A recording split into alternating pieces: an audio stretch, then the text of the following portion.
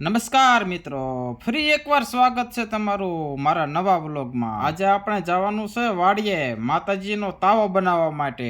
જેવો ઘરની બહાર નીકળો ને કાંઈ ચાર કૂતરા મારા દીકરા રાતના ઉજાગરાના હુતાતા અને બે પાછા આયા। પાંખડા વગરનું હેલિકોપ્ટર ઉપાડ્યું કાળા ડીંબાગ ડાબરમાં। આજે તો મારા મોટા ભાઈ ખોડાભાઈ પણ સાથે હતા। મને કે તારું હેલિકોપ્ટર હાંકવામાં ધ્યાન રાખજે હો, ક્યારેક ક્યારેક રોડ હેઠું વ્યુ જાય છે તો ક્યારેક ક્યારેક નાળા હેઠું વ્યુ જાય છે। તમે થઈ ગયા મારા કાકા ભેગા। મને કે હું તાવો બનાવે ના જ જાઉં છું। હાલ હાલ જલ્દી હાલ કે પૂગી ગયા આપણે મેલડી માએ। બધાય મારી પેલા પૂગીને સાપડીનો મીણાતા લોટ બાંધવા અને બનાવવા મીણાતા સાપડી।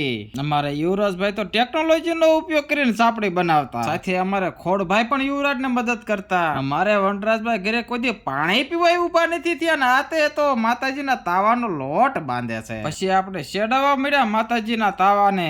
બની ગયો તાવો એટલે કરી નાખ્યો માતાજીને હવન ને મેં વધીરી નાખ્યું નાળિયેર। પછી મેં આવતા રહ્યા ઘરે। ઘરે આવીને બધા બેહી ગયા પ્રસાદી લેવા માટે। આપણે આવી ગયા ઘરે।